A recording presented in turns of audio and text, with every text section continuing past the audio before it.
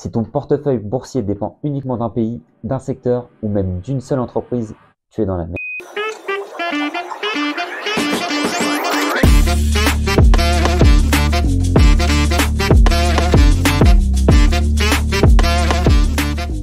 Je vais t'expliquer pourquoi diversifier ton portefeuille est vital et surtout comment le faire intelligemment. Beaucoup de débutants tombent dans ce piège, investir uniquement en actions françaises ou pire, dans une seule action. Par exemple, dans l'entreprise dans laquelle tu travailles, tu mets toutes tes primes dans l'action de la société. Par exemple, moi je travaillais chez Total Energy et je voyais des collègues qui mettaient toutes leurs primes, toutes leurs participations, bénéfices, ils mettaient tout dans l'action Total Energy. Heureusement pour eux, l'action a fait que de grimper, l'action verse de bons dividendes. Mais si un jour l'action vient à stagner en dessous de la barre des 15 euros, 10 euros, je pense que là, ils vont réfléchir à deux fois et ils vont regretter. Donc bien sûr, d'être exposé qu'à une seule action ou un seul secteur, ça t'expose à des chocs spécifiques. Exemple sur un secteur, si tu étais uniquement investi dans les banques en 2008, ton portefeuille aurait pris moins 70%.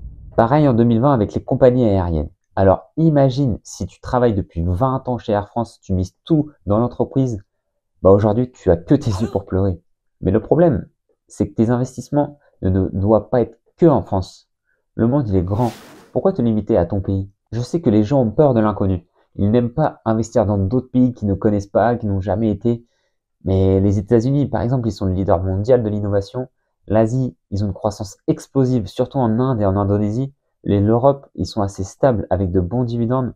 Mais il y a l'Afrique aussi. Elle offre de belles opportunités et un potentiel de croissance énorme. Et diversifier par pays, c'est répartir les risques liés à la politique, à la devise et aux crises locales. Et surtout, tu profites de plusieurs moteurs économiques en même temps.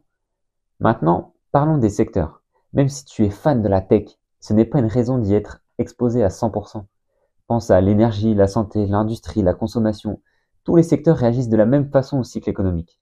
Par exemple, en pleine crise, la tech chute, mais la santé tient. Et quand les marchés repartent, certains secteurs explosent. Un portefeuille équilibré sur 5 à 7 secteurs, c'est beaucoup plus résilient. Tu fais ce que tu veux, hein. Si tu veux all-in sur un secteur, une action parce que tu es entêté, tu es sûr de toi, à te dire je vais devenir riche avec cette action, c'est ton choix. Mais si l'action stagne pendant 20 ans ou pire, elle tombe à zéro, tu pourras t'en vouloir qu'à toi-même.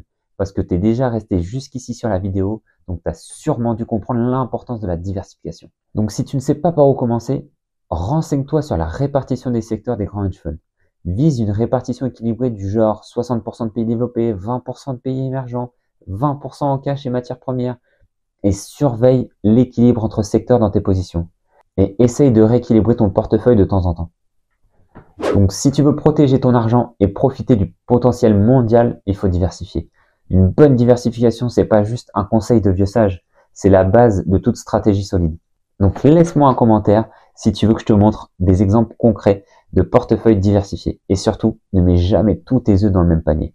Et bien sûr, je te partage ça parce que c'est ma passion, la finance, l'investissement, mais ce n'est en aucun cas un conseil d'investissement.